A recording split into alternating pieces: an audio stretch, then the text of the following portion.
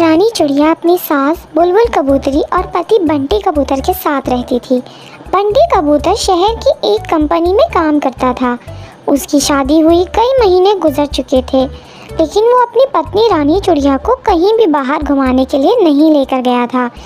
एक दिन रानी चिड़िया अपने पति से कहती है, सुनो जी, शादी के बाद तुम कहीं भी मुझे घुमाने के लिए नहीं लेकर गए।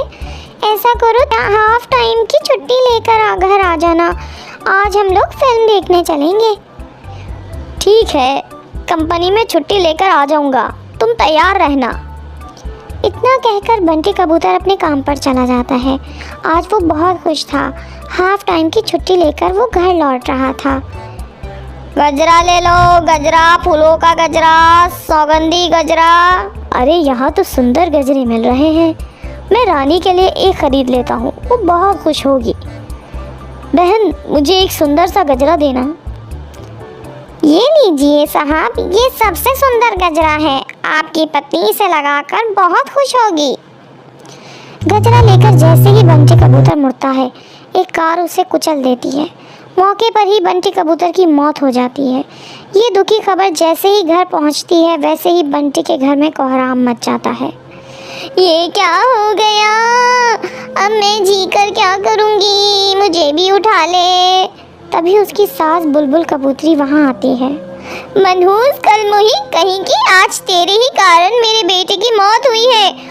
अगर आज तू उससे फिल्म देखने जाने की जिद ना ही करती तो आज मेरा बेटा जिंदा होता। तूने ही मुझे बर्बाद कर दिया। अब तू हमारे सामने बैठकर आंसू बहा रही है। चल यहाँ से निकल जा मेरे घर से। जब मेरा बेटा ही नहीं रहा तो तू यहाँ रहकर क्या करेगी?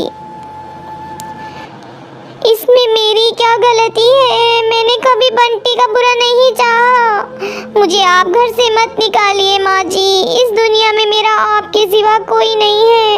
मैं कहाँ जाऊँगी?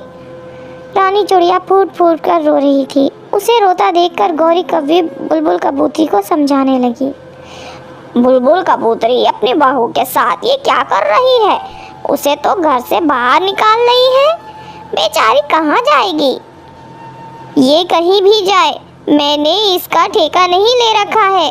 अब मेरा बेटा नहीं रहा तो इसका मुझसे कोई रिश्ता नहीं।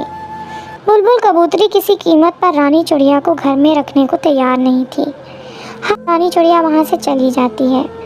बहुत देर तक वो इधर उधर भटकती रहती है, फिर थककर एक जगह बैठ जाती है। तभी वो देखती है कि कुछ पक्षी अखबार बेचने के लिए जा रहे हैं। चिड़िया उनके पास जाती है। क्यों बहन, तुम्हें कोई अखबार चाहिए क्या? बोलो, कौन सा अखबार दे दूं? नहीं बहन, मुझे कोई अखबार नहीं चाहिए। मैं इस दुनिया में बेसहारा चिड़िया हूँ और मैं भी तुम्हारी तरह अखबार बेचना चाहती हूँ। क्या तुम मुझे भी अखबार बेचने का काम दे सकती हो? हाँ बहन, क्यों नहीं। कल तुम मेरे साथ चलना, मैं तुम्हें अखबार दे दूँगी, फिर तुम उसे आराम से बेच सकती हो। अगले दिन से रानी चिड़िया अखबार बेचने का काम करने लगती है। वो घर घर जाकर अखबार बांटने लगी। इस तरह कई दिन गुजर गए। एक दिन जब वो अखबार बांट रही थी तो वो देखती है कि बुलबुल कबूतरी भीख मांग रही थी। माँ जी, आप ये क्या कर रही हैं?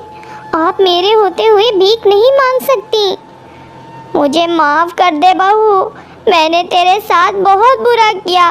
तेरे जाने के बाद मुझे अकेला पाकर सेठ चंपकराम ने घर पर कब्जा कर लिया। माँ जी, आज से आप मेरे साथ मेरी घोंसले में रहेंगी। मैं अखबार बेचकर इतना पैसा कमा लेती हूँ कि आपका बोझ मैं उठा सकती हूँ। नहीं बहू, मैं तेरे साथ नहीं चल सकती। मैंने तेरे साथ बहुत अन्याय किया है। अब मैं किस मुंह से तेरे घर... माँ जी, आप पिछली सारी बातों को भुला दीजिए और मेरे साथ चलिए। रानी चिड़िया के बहुत मनाने पर बुलबुल कबूतरी मान जाती है। फिर रानी चिड़िया उससे लेकर अपने घोंसले में आती है और फिर खुशी खुशी रानी चिड़िया अपनी सास के साथ रहने लगती है।